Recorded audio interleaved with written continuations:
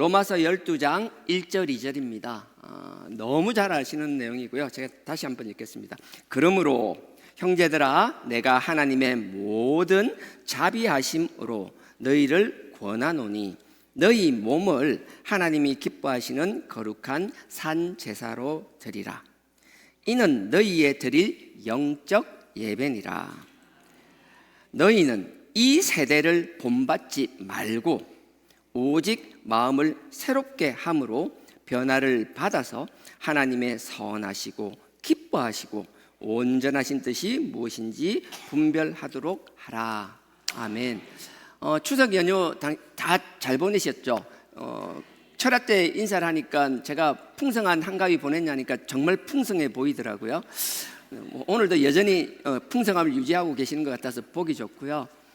제가 추석 연휴 그 이야기하면서 지난주 이야기할 때 언제나 저는 그래요. 언제나 주일이 딱 제설교 제목이 딱 끝나고 나면 항상 하는 게 안도감보단 딱 내려가자마자 느끼는 것, 올라가서 제자리에 앉자마자 느끼는 건 다음 설교 뭐 하지? 어떻게 해야 되지? 항상 그 생각이에요. 그래서 습관적으로 말씀을 뭘 할까? 저 같은 경우에는 말씀을 주로 이렇게, 오늘은 주로 우리가 잘 아는 내용이지만 제가 잘 아는 것보다 평소에 좀 놓친 것들, 잘 안 했던 부분, 그런 것들이 있으면 그런 부분들을 많이 억지로 찾으려고 해요. 그렇게 해야지 저도 말씀에 대해서 좀 더 성장을 하는 거고, 제가 또 그렇게 함으로 해서 사실 성경이 어찌 보면 한정되어 있는 것 같지만 여러분, 이게 작아 보이고 책 한 권 같지만 이게 정말 만만한 게 아니잖아요. 이게 2000년이죠. 우리 기독교 역사가 거의 2000년 가까이 되고, 기독교화 되고 나서는 4세기 이후에 거의 1500년 이상. 여러분들은 어떻게 생각할지 모르겠는데 기독교가 되고 나서는 그 당대, 그 당 세대에 가장 똑똑한 사람들이 신학자가 되었거든요. 가장 똑똑한 사람들이 사역자를 했거든요. 마치 지금 가장 똑똑한 사람들이 의사를 하듯이 그것처럼 그랬어요. 그런 사람들이 1년, 2년이 아니라 10년, 20년이 아니라 100년, 200년이 아니라 1000년 가까이 이 말씀을 붙잡고 씨름하고 그렇게 해왔음에도 불구하고 아직도 다 이해하지 못하는 것, 분량이 많고 작음의 문제가 아니라 하나님이 우리 각자에게 허락하신 분량이 있기 때문에 인간의 한계를 가진 누구라도, 인간인 이상은 하나님의 뜻을 처음부터 끝까지 온전히 깨달을 수 없다라는 것. 그래서 하나님이 우리 각자에게 깨달음만에 깨달을 수 있는 분량을 주시는 것이고, 그 부족한 분량들이 서로 모여서 톱니바퀴 돌아가듯이 하나님 앞에서 지체로서 하나님의 영광의 도구가 될 수 있는 거라고 저는 확신합니다. 그럼에도 제가 할 수 있는 최선은 다해야 된다는 게 제가 하나님 앞에 헌신하는 거, 하나님 앞에 사역을 한다는 그거잖아요. 제가 할 수 있는 편안함, 쉬운 길이 아니라 같은 일을 하지만 할 수만 있으면 내가 힘들고 짜증스럽고 그렇더라도 그게 하나님께 영광이 되고 여러분들한테 하나라도 뭐라도 여러분들에게 더 깨달음을 줄 수 있고 뭔가 말씀을 더 나눌 수 있다라면 그 일을 가야만 하는 것이 또 사역자의 길이라고 믿습니다. 그래서 항상 그런 고민들이 많이 있어요. 그래서 지난주에도 가서 뭘 할까 이렇게 하다가 이제 국민일보에서 이렇게 인터뷰한 게 나오더라고요. 인터뷰를 했는데 그 국민일보 인터뷰인데 인터뷰한 대상자가 제가 아는 분이더라고요. 제가 한 5년, 6년 됐나요? 한 5, 6년 전부터 제가 청년부를 다시 할 수도 있겠다라는 생각이 들었었어요. 그리고 나서 그런 생각을 하면서 제가 청년들은 어떤 고민들을 할지 그런 생각을 많이 했었어요. 한 5, 6년 전부터 쭉 생각하고 또 주변에서 또 가까운 사람들, 그러다 보니까 저희 애도 5, 6년 전에는 이제 대학을 들어가고 그때는 이제 막 마치고 이제 한 1, 2년, 2, 3년 뒤면 또 취업을 해야 되는 그런 상황이니까 저도 모르게 관심이 자꾸 대학생들이나 청년들 취업에 관심이 갈 수밖에 없는 상황이었어요. 그러다 보니까 제가 청년들한테 관심이 있다는 건 청년들을 말씀으로 양육하고 가르쳐야지, 물론 그것도 있죠. 하지만 그게 아니라 지금 청년들이 어떤 문제와 어떤 고민을 가지는지 당연히 내가 궁금해하고 그들이 어떤 어려움을 가지고 있는지 그 취업의 과정들은 어떤지 내가 그걸 알아볼 수 있는 한계 내에서 알아보고 그게 또 나의 기도 제목이 되고 그들과 이야기할 때 이야기할 수 있는 거리가 되는 게 너무나 당연한 거잖아요. 그래서 이제 취업에 대해서 그렇게 자료를 찾고 하다 보니까 어떤 분이 대기업 출신인데 대기업에 영업사원으로 들어갔다가 좀 탁월했나 봐요. 탁월하니까 그래서 뭐라고 그러죠? 탁월하다가 잘하니까 인사 쪽으로 빠졌나 봐요. 인사를 시켜서 인사를 했는데 인사 업무도 잘했답니다. 그래서 그게 대기업인데도 불구하고 거기서 뭐 제일 빨리 이렇게 팀장이 되었는가 보더라고요. 나름대로 대기업에서 빨리 성질을 한다는 건 실력을 인정받았다는 거겠죠. 근데 이분이 하는 게 취업에 대해서 이야기를 하고 여러 가지 이야기하고 직장 내에서 각 뭐라 그래야 되죠? 그러니까 처음 신입사원, 대리, 차장, 뭐 과장, 차장, 부장 각 직급마다 회사에서 요구하는 것들이 있고 그런 요구하는 것을 어떻게 수행해 나가는지를 보고 인사를 하고 적재적소에 사람을 배치하고 뭐 그런 것들이 자기 업무였다 뭐 이런 이야기들을 이렇게 쭉 하더라고요. 그래서 나름대로 유익했어요. 그래서 하나, 둘 여러 가지 찾다 보니까 그 사람이 했던 걸 수십 개를 이렇게 제가 이제 접하게 되고 이렇게 보게 되었거든요. 근데 보면 볼수록 이 사람이 뭔지 좀 이상한 느낌 있잖아요. 우리 믿는 사람은 믿는다고 말을 안 하더라도 이 사람 말 속에 그 사람 생각이 묻어 나오고 그 말 속에 생각이 묻어 나오는데 그 생각이 어떤 생각인지 대충 유추해 볼 수는 있잖아요. 느낌이 타종교는 아닌 것 같고 기독교 신앙을 가지고 있는 것 같다. 그것도 그냥 대충 신앙을 가진 게 아니라 나름대로 하나님과의 깊은 관계를 경험했던 사람인 것 같다라는 생각은 가지고 있었어요. 그리고 나서 참 죄송한데 우리 애가 이제 또 취업을 하고 나니까 또 한 2, 3년 동안 또 관심이 안 생기더라고요. 그래서 전혀 관심 없이 그렇게 시간이 지내다가 이번에 이제 명절인데 국민일보에서 인터뷰했는데 그분이 인터뷰를 했더라고요. 국민일보 기자랑. 그래서 근데 갑자기 호기심이 생겨서 이렇게 봤어요.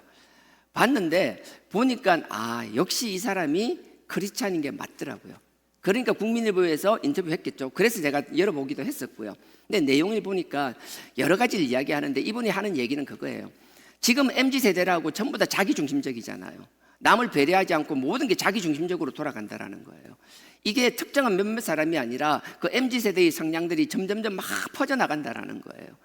이게 하나의 뭐 지금 이 트렌드처럼 되어버렸는데 그래서 많은 믿는 청년들이나 크리스찬 이제 뭐죠? 지금 취업을 준비하는 사람들이 어렵다라고 이야기를 하고 있는데 자기는 그렇게 생각하지 않는다라면서 얘기를 하더라고요. 지금이 앞으로도 마찬가지고 우리 크리스찬들이 가장 뛰어난 역량을 드러낼 때고 우리 크리스찬들을 이 세상에서 가장 필요로 하는 시대가 도래했기 때문에 우리 믿는 사람들은 더 빛이 날 거고 더 많은 사람들이 우리를 필요로 할 것이라고 단정적으로 얘기를 하더라고요. 그렇게 이야기를 쭉 하면서 이분이 하는 이야기가 이게 오늘 본문 이 이야기를 하더라고요. 로마서 12장 1절이었어요. 그래서 이 이야기를 하면서 우리 신앙인들은 어딜 가든지 우리의 삶의 자리가 우리의 사역지다. 자기는 그렇게 배웠다라는 거예요. 하나님 앞에 산제물로 드려진다라는 것은 교회 안에서만 드려지는 것이 아니라 내 삶의 자리에서 하나님께 산제물로 드려져야 된다라는 거예요. 자기는 그렇게 살아왔다라는 거예요. 그러니까 기자가 물어보더라고요. 그러면 모태신앙이냐고. 아니라고. 아버지가 이렇게 좀 뭐 여러 가지 어려운 가운데 이제 교회를 다니기 시작했고 그래서 아버지를 따라 다녔지만 자기는 그렇게 신앙이 없었고 대학교 3학년 때 자기가 여러 가지 갈등이 있고 어려운 가운데서 그냥 지나가다가 특정 교회를 뭐 아무 생각 없이 그냥 눈에 보이는 순복음교회로 들어갔다라는 거예요. 들어갔는데 이 뭐 앞도 뒤도 없고 아무것도 모르는 사람이 왔는데 새신자로 받아줬는데 오자마자 얼마 안 돼서 바로 청년부 총무해 볼 생각 없냐라고. 그래서 했대요. 그러다 보니까 뭐 회장도 하고 찬양 리더도 하고 시키는 거 다 했다라는 거예요. 그렇게 해서 신앙생활이 시작되었다라고 이야기하더라고요. 그러면서 이분이 하는 이야기가 이 본문을 이야기하면서 이 세대를 본받지 않는 것 2절이잖아요. 제가 다시 읽을게요. 너희는 이 세대를 본받지 말고 오직 마음을 새롭게 함으로 변화를 받아. 새롭게 한다는 건 네 혼자 생각이 아니라 실질적으로 변화가 있어야 된다는 거예요.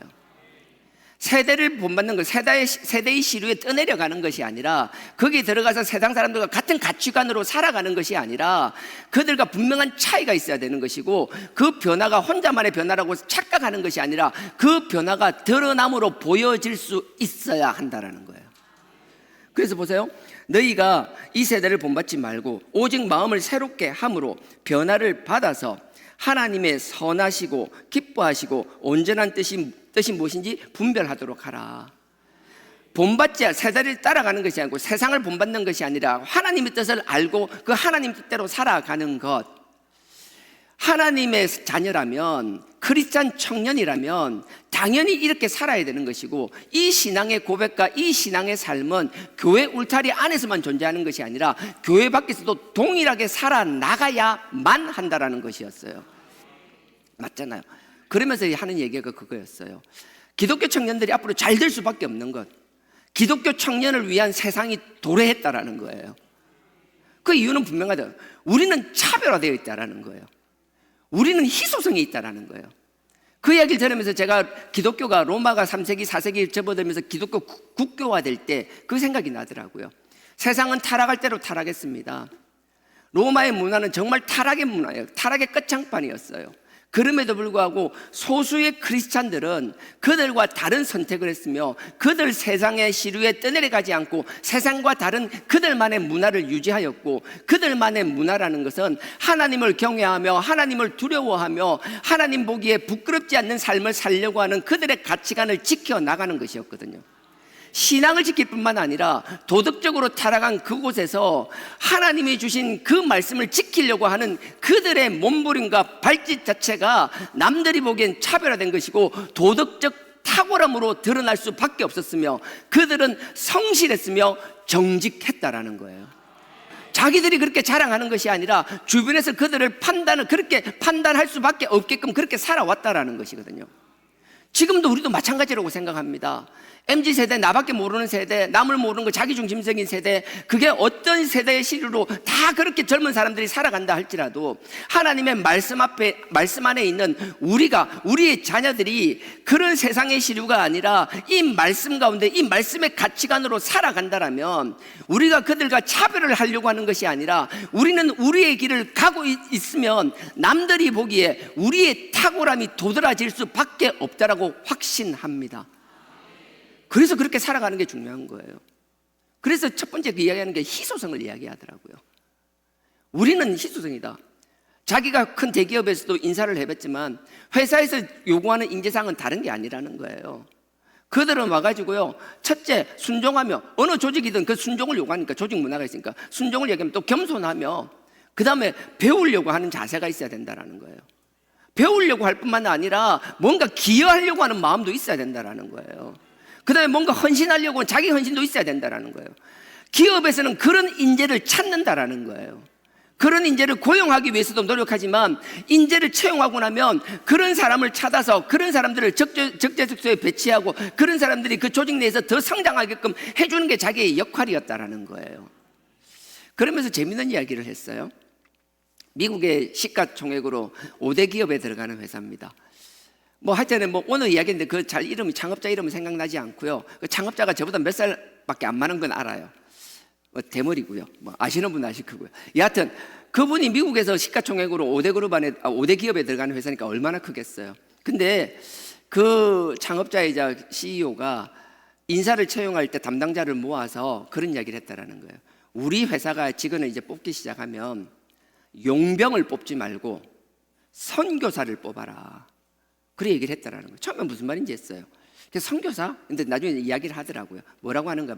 용병은 대가를 지불한 만큼만 하는다라는 거예요.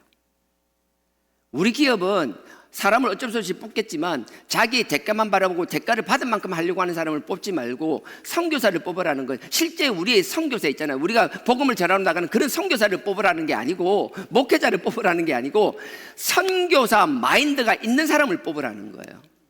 선교사는요, 좋은 환경이라서 대가를 바라보고 가는 게 아니에요. 하나님이 부르심이 있다라면, 내 소명이 있다라면 그 소명을 가지고 거기에 나가서 자기 스스로의 길을 개척해 나가는 것이라고요. 하나님의 영광을 위하여 그 험난한 길을 나가며 그 일을 개척하며 거기서 작은 만족, 자기의 만족을 느낄 뿐만 아니라 하나님께 영광 돌리고 하는 그런 개척자 정신, 그걸 선교사라고 표현하더라고요. 회사에서는 그런 선교사를 원한다라는 거예요. 우리가 정말 그런 훈련을 잘 받지 않았어요? 우리 교회라는 게 그렇잖아요. 그래서 그 희소성을 이야기하면서 회사에서는 그런 사람들을 원한다.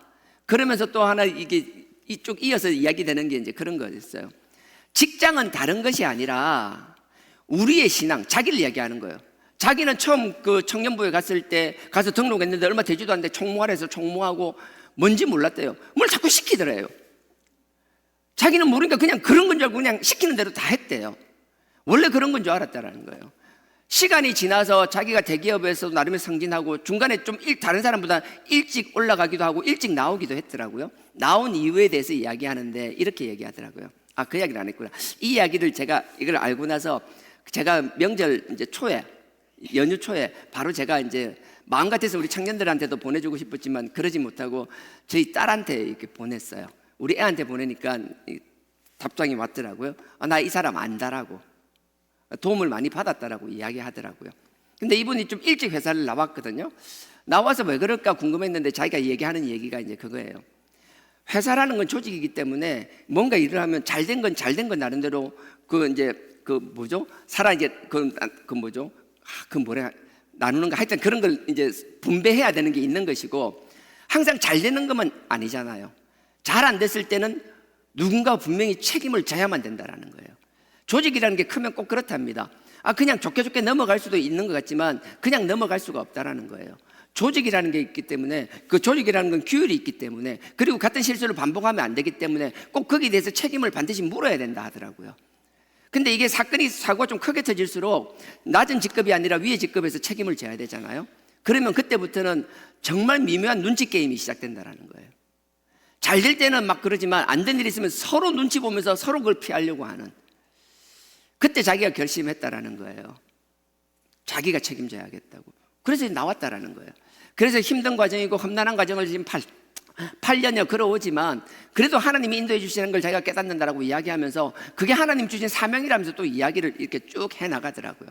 그러면서 자기가 이제 하던 이야기가, 직장은 내 신앙을 실험하는 실험실과 같다라는 거예요. 실습실과 같다라는 거예요. 자기는 직장에 들어가니까 그렇대요. 직장에 들어가니까 진짜 말도 안 되는 걸 시킨다 하더라고요. 말도 안 되는 걸 시키고 언제나 답은 정해져 있고 항상 답정 나오고, 그 다음에 또 어쩔 때 보면은 분명히 시켜놔놓고 어제 말 다르고 오늘 말 다르고 내일 또 말이 다르고 할 때마다 이게 종잡을 수가 없다라는 거예요. 자기가 볼 땐 일관성도 없고 막 중구난방인 것 같고 도저히 자기가 받아들일 수 없는 그런 상황이 연속적이더라는 거예요. 근데 그게 자기는 이상하지가 않았대요. 자기가 교회 가서 청년부터 신앙 훈련을 받았을 때 교회가 그랬다라는 거예요. 자기가 하나님과 관계하면 하나님이 항상 일관되게 말씀하시지 않았다라는 거예요. 언제는 이래 얘기했다가 언제는 그 틀리고 언제는 또 이게 맞다 했다가, 어제는 이렇게 얘기했다 오늘 얘기했다, 설교도 보면 지난번에 이게 맞다 했다가 이번에 이게 맞다 했다가 이거 시켰다가 저거 시켰다가 말도 안 되는 일이 계속 생기는 게 신앙생활이었다라는 거예요. 근데 직장이 마찬가지라는 거예요. 나는 직장을 이야기하지만 제가 그걸 들으면서 느끼는 게, 여러분들 직장 생활하지 않더라도 여러분 삶의 자리 있잖아요. 내가 누군가에 고용돼서 있는 것이 아니라 작든 크든 여러분들이 일하면서 고객을 상대해야 된다든지 누군가를 상대해야 되는 사람들이 있다라면 이건 동일하게 적용된다라고 생각합니다.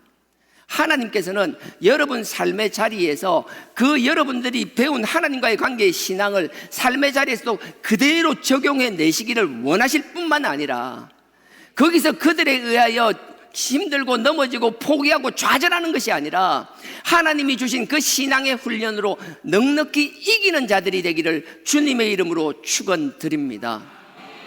여러분들은 반드시 그래 이겨내야 되는 사람들이거든요.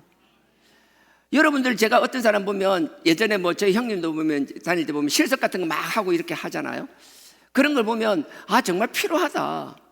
그러고 보면 우리가 오늘 전도 이렇게 준비를 하잖아요. 초청 행사를 준비하잖아요. 이걸 위해서 누군가 사람들을 만나야 되는 거잖아요. 영적 전쟁이라고 제가 이야기를 했잖아요. 피하려고 하는 것이 아니라 우리가 여기서 나가서 참여하며 이게 우리가 영적인 훈련을 하는 거라고 저는 생각을 합니다. 자꾸 피하려고 하는 것이 아니라 부딪혀 봤으면 좋겠어요.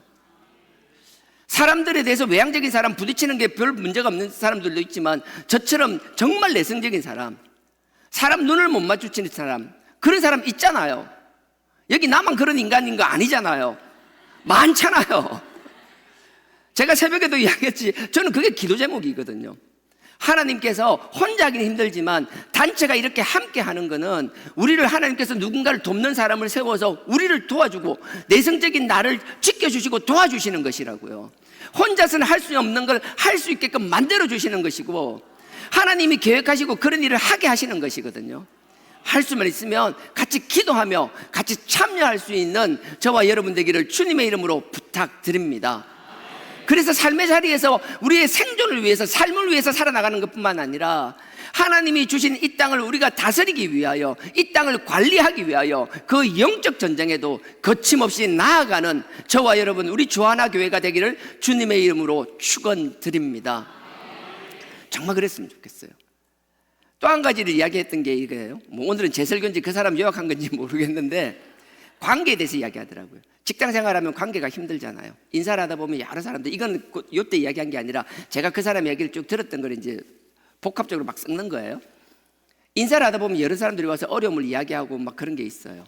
그래서 뭐 여러 가지 부서를 옮기는 것, 그래서 퇴사하기도 하고 여러 가지 문제가 있는데, 자기가 수많은 사람들을 만나고 경험하면서 느낀 게, 관계라는 것은 그냥 사람만의 관계로 되는 게 아니라는 거예요. 그러면서 얘기하더라고요. 자기가 그 관계를 유지한다는 것은 호혜를 이야기하더라고요. 호혜가 상호잖아요. 상호 혜택이 있어야만 관계가 유지되는 거예요. 정말 부모 자식도 요즘은 안 그렇지만 정말 혈육이 아닌 다음에는, 부모 자식이 아닌 다음에는 일방적으로 주기만 하는 거 세상에 존재하는 게 없어요. 크든 작든 내가 10개를 주면 하나든 뭐든 돌아오는 게 있어야 그 관계가 유지되는 거라고요. 근데 그분은 그렇게 이야기하는데, 그렇게 이야기하면서 뭐라고 하는가 하면, 관계를 유지하기 위해서는 내가 내 업무에 탁월함이 없이는 결코 그 관계가 유지될 수 없다, 단정적으로 이야기하더라고요.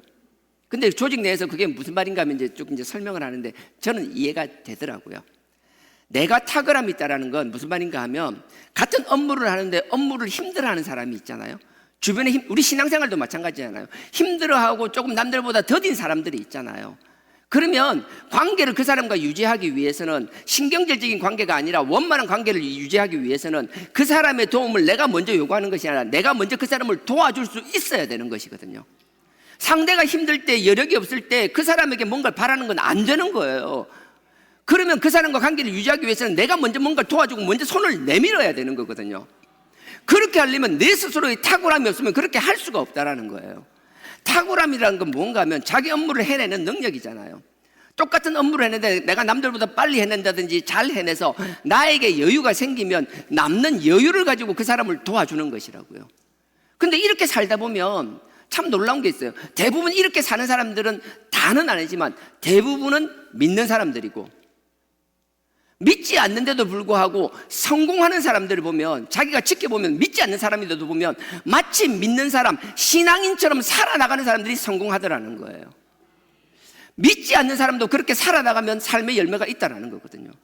근데 우리는 하나님이 주신 그 소망과 확신 속에서 그렇게 살아나가서 하나님이 주신 열매를 쟁취하는 저와 여러분 되길 주님의 이름으로 축원드립니다. 하나님이 우리에게 그렇게 살라고 가르쳐 주셨는데 왜 하나님의 뜻대로 살지 않을 이유가 전혀 없잖아요. 뭔가 도와줄 수 있는 것, 그거는 먼저 나의 탁월함에서 시작된다라는 것. 그러면 그런 탁월함을 나타내고 도와주는 사람들이 남들 보면 바보 같은 소리 듣고 바보라 소리 듣고 그런데요. 근데 그 바보 같은 사람, 남을 위해서 일을 더 떠안아주는 사람, 남들 위해서 뭐 더 이렇게 잔업을 하는 사람, 자기 일도 아닌데 남의 일들 때문에 야근도 해야 되는 사람, 좀 바보스럽고 귀찮은 일을 도맡아서 하는 것 같은 사람. 근데 참 놀라운 건 자기가 인사를 하다 보면 그런 사람이 승진을 하더라는 거예요. 물론 아닌 사람도 있지만 대부분 그렇다라는 거예요.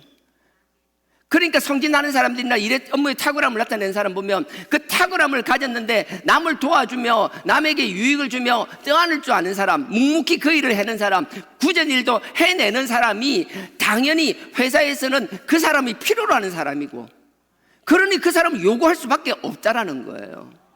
제가 예전에도 얘기했는데 갑자기 문득 떠오르는 게 시편 78편이 떠오르더라고요. 시편 78편 한번 요 12장 끼워 놓고요. 시편 78편. 다윗의 시잖아요. 여러분 너무 잘 아는 거. 70절에서 72절까지인데요. 72절을 읽어야 되는데 오늘 그냥 70절부터 읽겠습니다. 시편 78편 860페이지입니다. 860페이지입니다. 이분이 이야기할 때는 이 말씀을 가지고 근거를 가지라는 거거든요. 근데 그 이야기를 딱 듣다가 제가 문득 생각나는 게 있었어요. 탁월한 능력이 있음에도 불구하고요, 자기를 믿는 거 있잖아요. 그 자신감, 자만심에 빠지게 되면 생각지도 못한 데에서 그냥 갑자기 주저앉는 경우가 허다해요. 대표적인 예가, 이게 정확한지 모르겠는데, 이게 뭐 적절한 예인지 모르겠는데, 제가 그 이야기를 들으면서 문득 생각났던 게 그거였거든. 여러분, 이 몽골 제국 잘 알잖아요. 몽골 제국의 징기스칸, 뭐 징기스칸은 위대한 칸, 뭐 황제다라는 뜻이잖아요. 징기스칸의 이름은 태무진입니다. 다 아시잖아요, 그죠? 태무진의 아버지가 예수게이라는 사람이에요. 이름이 예수게이예요. 예수게이라는 사람인데, 이 사람이 몽골의 큰 대표적인 5부족이 있는데, 그 중에서 한 부족에 아주 뛰어난 부족이에요. 그러니까 그 부족에서 차세대 리더감으로 탁월한 부족장이었어요. 자기의 능력도 있고 탁월함도 있고 실제 전쟁에 나가면 이기기도 하고, 그래서 자기들과 라이벌 관계에 있는 타타르란 부족에 가서 그들과 전쟁을 하고 그 부족장을 살해하기도 하고 많은 것을 노획하기도 하고, 그런 탁월함을 나타냈어요. 지나친 자신감. 그래서 태무진의 아버지 예수게이는 지나친 자신감이 있었어요. 태무진이 어릴 때 그 태무진을 이제 약혼을 시키기 위하여 다른 부족으로 데리고 갑니다. 데리고 가서 약혼녀를 정하고 다시 이제 자기 부족으로 돌아오는 거예요. 돌아오는데 너무 시장했던 거예요. 배가 고픈데 자기가 예전에 10수년 전에 싸워서 그 부족장을 죽였던 라이벌 관계에 있는 타타르란 부족 있잖아요. 그 부족을 지나가게 되었어요. 주변 사람들은 경쟁 관계에 있고 예전에 전쟁에서 그들에게 큰 피해를 줬기 때문에 그 부족을 안으로 들어가지 않는 게 좋다라고 조언을 했음에도 불구하고, 이 젊은 태무진의 아버지는 그 지나친 자신감 때문에, 그리고 시간이 지났으니까 그들은 나를 못 알아본다, 그리고 내가 많은 군대를 데리고 온 게 아니라 지금 몇 명하고 움직이는 거기 때문에 괜찮다, 혼자만의 그 오만함이죠. 그래서 그 부족으로 들어갑니다. 들어가서 식사를 요구하죠. 그래서 식사를 해요. 근데 이 예수게이의 얼굴을 알아본 사람들이 그 음식에 독을 탔어요. 그래서 그 독을 먹고 돌아오는 길에 그 아버지, 태무진의 아버지는 죽어버리게 되죠. 그래서 태무진은 그 어린 나이에 상상할 수 없는 막 고생을 걷게 되잖아요. 결국은 뭐 큰 제국을 이루었지만 갑자기 그 생각이 나더라고요. 사람이 성성장구하고 잘 되고 있을 때 뭔가 하나님을 의지하는 사람은 자기를 믿고 의지하는 것이 아니라 하나님의 말씀 위에 서기 때문에 더 자신을 돌아보면 낮출 수 있는 반면에, 그게 아닌 사람은 그가 성공하고 잘 나가는 게 자기를 죽이고 자기를 실패하는 족쇄가 될 수 있다는 게, 나는 여러분들이 어떤 상황이든 하나님이 주신 달란트가 있든 여러분들의 노력의 결과이든 아니면 여러 가지 뭐 운이 좋아서 때가 맞아서 됐거나 어떤 상황이든 여러분들이 뭔가를 가지게 되고 누리게 되는 상황이 되었다라면 여러분 스스로를 신뢰하고 자만에 빠지는 자들이 아니라 말씀 앞에 굴복할 수 있는 자들 되기를 주님의 이름으로 축원드립니다. 말씀 안에서 쓰러진 사람은 하나님이 다시 이렇게 세우세요. 세상에 있다가 쓰러지면 정말 그건 사단마귀의 밥밖에 되지 않아요.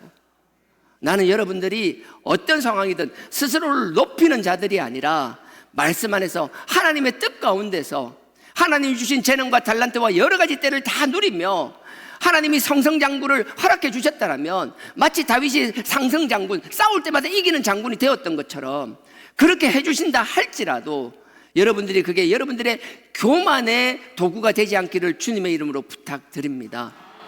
주실 때일수록 더 겸손했으면 좋겠어요. 더 낮추었으면 좋겠어요. 하나님이 나를 축복의 통로로 사용하신다는 걸 알고 하나님이 나에게 부어주시는 만큼 주변을 돌아볼 수 있는 사람이 되기를 주님의 이름으로 축원드립니다.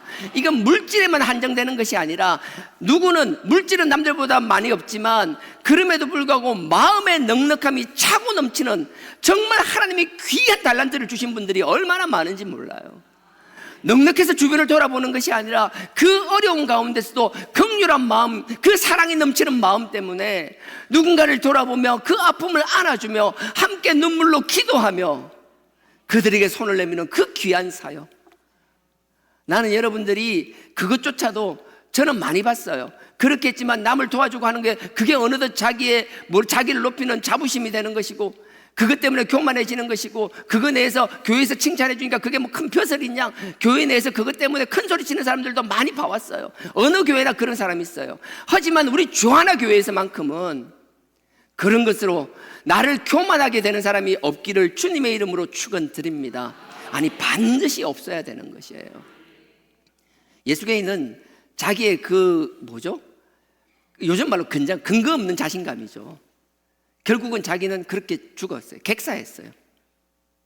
그리고 나서 아들은 정말 힘든 길을 걸었고, 그래서 내가 정말 자기를 믿는 것이 아니라 오늘 이 이야기, 누구라고 얘기 못하지만 말씀 위에 서 있는 사람, 하나님의 말씀에 서 있으니까 그 직장에서도 승승장구하다가 책임질 일이 있으면 남이 아니라 자기가 책임질 수 있는 그 자세, 그리고 하나님을 믿는 게 있기 때문에 나와서 그냥 있는 것이 아니라 또 하나님이 주신 사명이라고 생각하고 자기가 가진 그 달란트를 통해서 많은 사람들에게 유익을 주는 게 하나님이 주신 사명이라는 걸 깨닫고 또 그 일을 묵묵히 해나가고, 그러다가 사람들에게 인정받기 시작하고, 하나님 앞에 그런 청년들이 되기를, 삶의 자리에서 그런 삶을 사는 우리 주하나교회 성도님들이 되기를 주님의 이름으로 축원드립니다.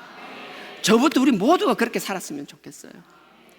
우리가 오늘 전도를 나가고 다음 주에 많은 사람들을 초대할 건데, 그들에게 보여주는 우리 주하나교회가 하나님의 사랑과 하나님의 그 존엄하심과 저 십자가의 사랑과 십자가의 그리스도 보혈 뿐만 아니라 그렇게 살아나가는, 이 삶의 공동체에서 그렇게 발버둥치는 우리의 삶도 함께 보여지기를 원합니다.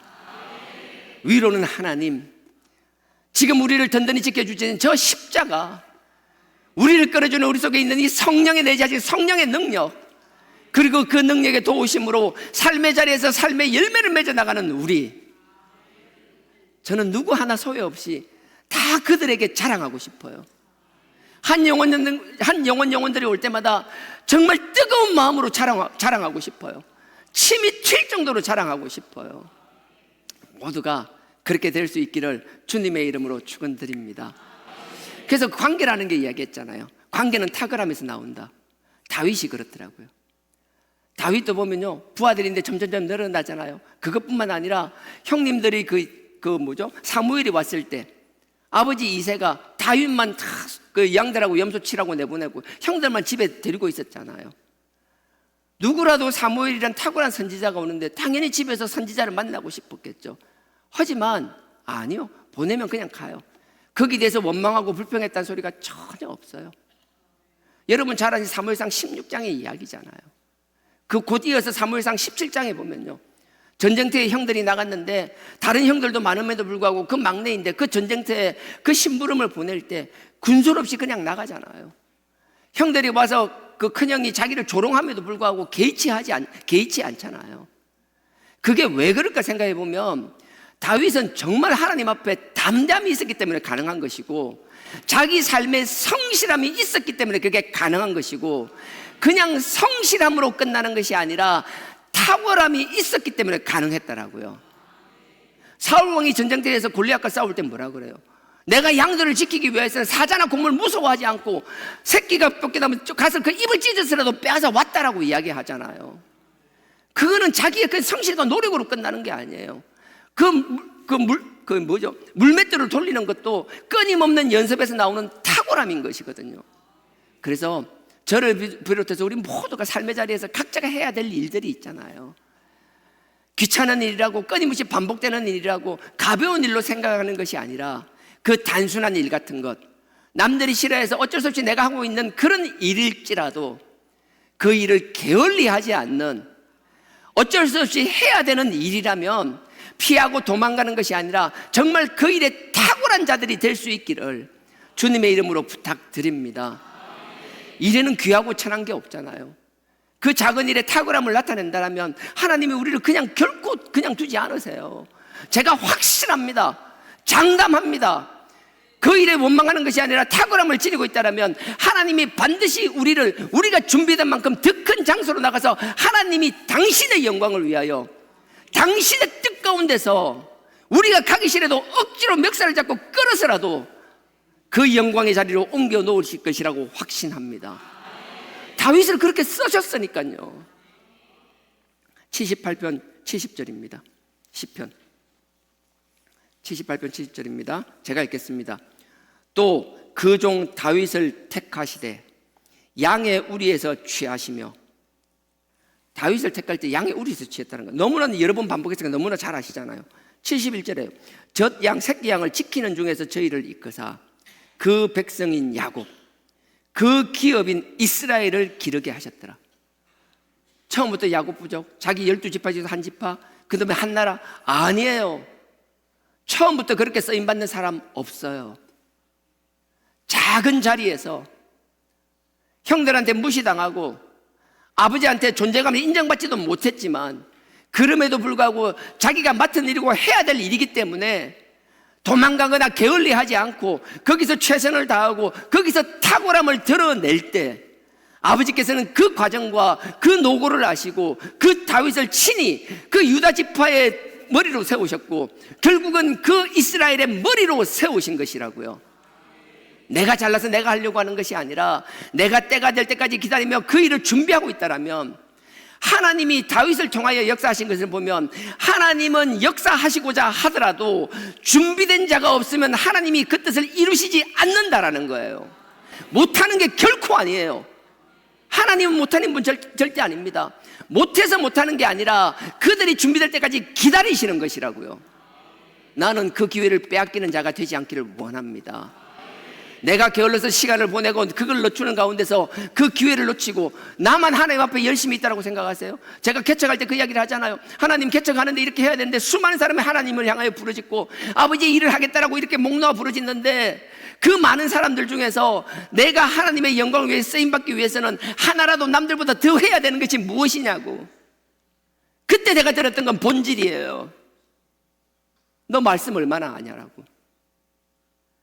우리가 하지 않으면 누군가 하나님을 향하여 간절하게 부르짖으며 그 자리에서 쓰임받기 위하여 그 자리에서 눈물 흘리며 탁월함을 가지기 위하여 피눈물 흘리며 준비하는 자가 있다라는 거예요. 그들에게 빼앗기지 않았으면 좋겠어요. 지금 내가 열심히 함으로써 하나님이 나를 위하여 쓰시고자 할 때 쓰임받을 수 있는 자 되기를 주님의 이름으로 축원드립니다. 이런 얘기를 할 때마다 마음 한켠이 막 무너져요. 정말 열심히 하는 분 계시잖아요. 정말 할 수 있는 최선을 다하는 분 계시잖아요. 정말 하나님 앞에 막 목숨 걸고 한다고 하는데 남들은 이만큼을 심으면 이만큼 열매가 나오는데 나는 이만큼을 심었는데도 불구하고 정말 죽기 살고를 하는데도 불구하고 열매가 없는 사람들도 있잖아요. 재능이 있는 사람이 있는 반면에 없는 사람도 있잖아요. 그래서 제가 일방적으로 준비하라, 열심히 하라, 최선을 다하라 말은 좋지만 이 말 때문에 누군가는 심하게 상처받을 사람이 있는 걸 내가 알기 때문에 우리 모든 사람은 탁월한 재능을 가진 게 아닌 걸 너무나 잘 알기 때문에 하지만 분명한 건 그럼에도 불구하고 내가 그렇게 하려고 했다면 하나님은 남들이 10개의 열매를 맺었다고 내가 10개의 열매를 맺기를 원하시는 것이 아니라고요.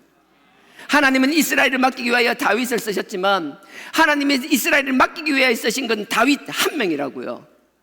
다윗 밑에 많은 사람들도 각자 일을 최선을 다함으로 해서 다윗이 그 왕권을 세우고 왕위를 세웠을 때 각각의 자리에서 자기의 역량만큼 쓰임을 다들 받았다라고요.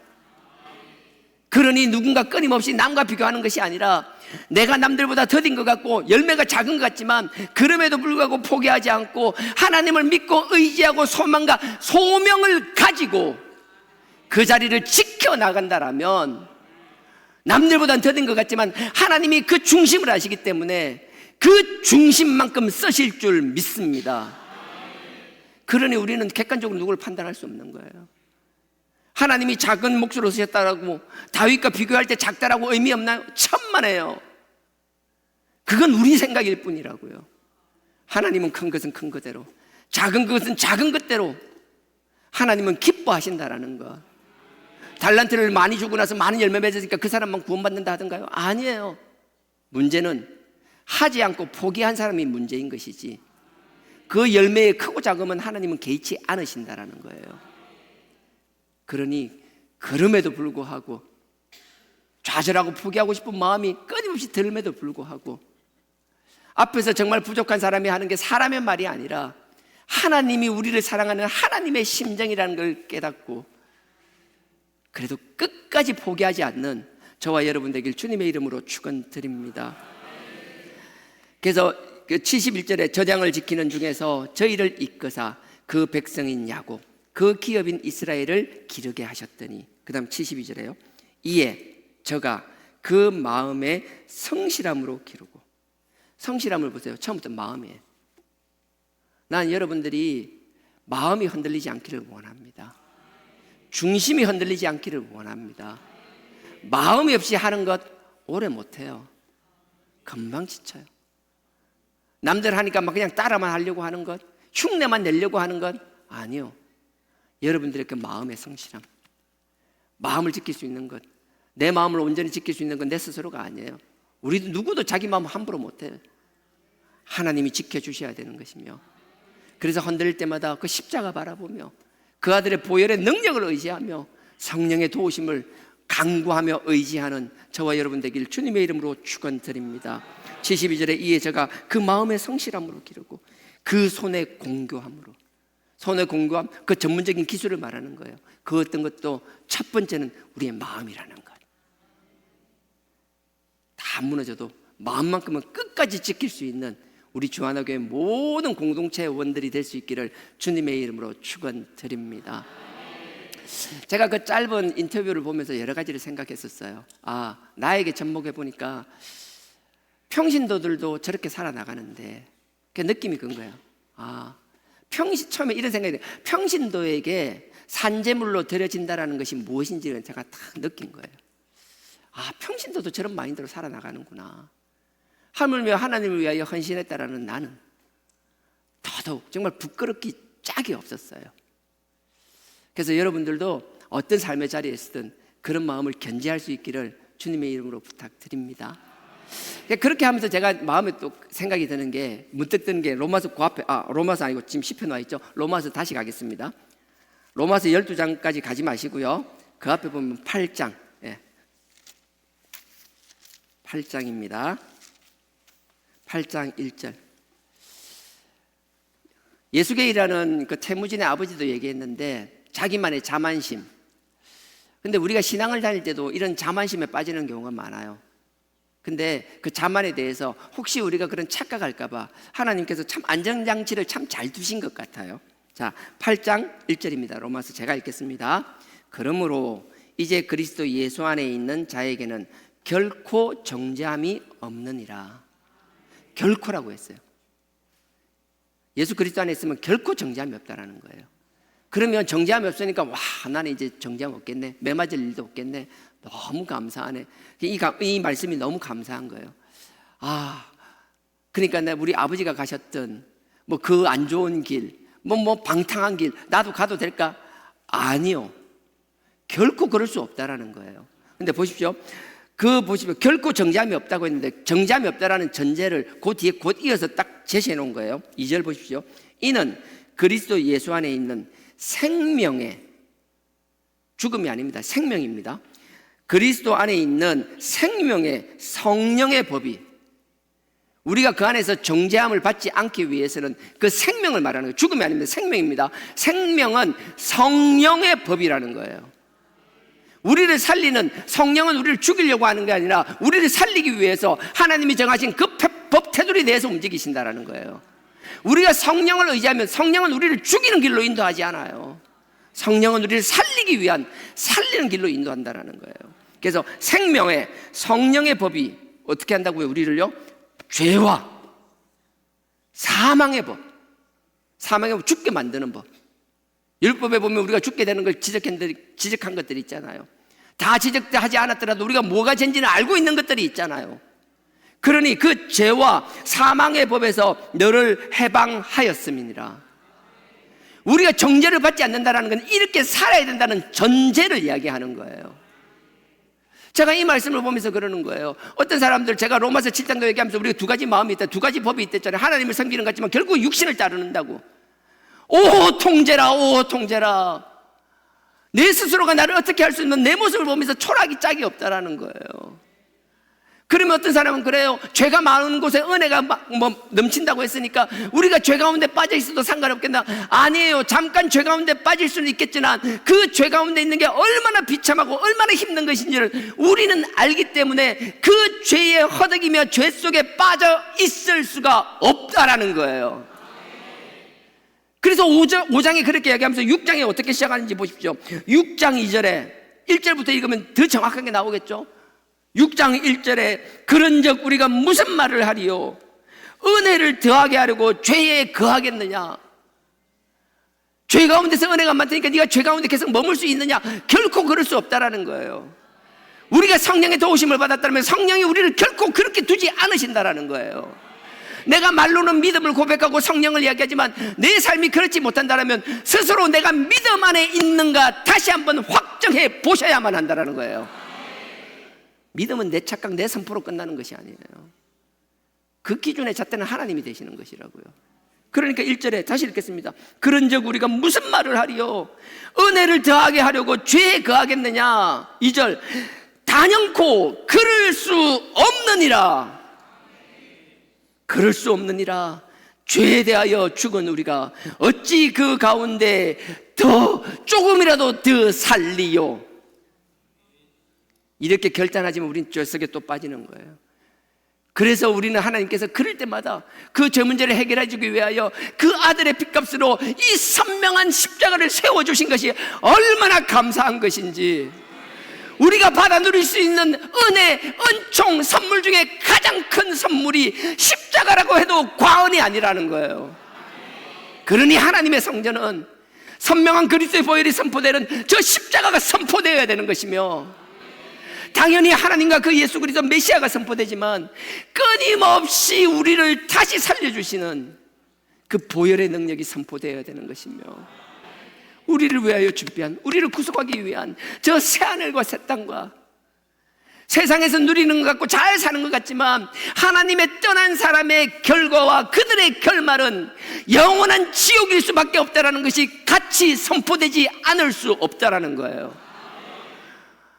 모르겠어요. 여러분들은 제가 설교가 잘한다 못한다 왜 저래 맨날 침튀기면서 흥분하고 왜 저래 맨날 앵그리 버드냐고 뭐라고 이야기할지는 제가 모르겠어요. 뭐라고 생각할지는 모르겠어요. 설교를 잘한다 못한다 그게 문제가 아니라 여러분들의 평가 이전에 하나님이 하라고 하신 그 내용, 그 복음의 본질만큼은 끊임없이 선포되고 있어야 된다는 것이에요. 그게 교회의 정체성이에요. 그게 하나님을 바라보는 신앙 공동체의 정체성이라고요. 각각의 해석은 영역마다 다를 수 있어요. 다 인정해요. 제가 얘기했잖아요. 내가 뭐 얼만큼 아는 거 없어요. 제가 아는 범위에서 얘기하는 거예요. 들어보고 그들이 맞으면 그것도 인정해요. 상관없어요. 저는 다 그거 없어요. 하지만 그럼에도 불구하고 제가 이야기했던 이 교회의 본질, 하나님의 복음의 본질만큼은 결코 흔들릴 수 없다라는 거예요. 그래서 난 여러분들이 근거 없는 자기 자만에 빠지지 않기를 원합니다. 하나님께서 우리에게 삶을 반드시 이야기하고 있잖아요. 아까 8장 1절도 마찬가지잖아요. 여러분 시간 나면 골로새서 1장 22절 23절도 보십시오. 거기도 보면 하나님께서 그냥 그 복음을 이야기하면서, 바울이 이야기하는 거예요. 내가 복음을 전파하였다라고 그렇게 이야기하면서 그냥 복음이 하나님과의 화목으로 끝나는 것이 아니라, 하나님과의 화목으로 끝나는 것이 아니라 우리의 삶에 절대적인 영향을 미치며 그 삶이 동반되어야만 한다라고 이야기하고 있더라고요. 평신도도 그렇게 믿음을 가지고 깨닫고 그렇게 살아나갑니다. 나는 우리 주하나교회 모든 성도님들이 여러분 삶의 자리에서 어디에 있든 무엇을 하든 그가 그렇게 간증을 하듯이 우리의 삶을 그렇게 간증할 수 있는 저와 여러분 되길 주님의 이름으로 축원드립니다.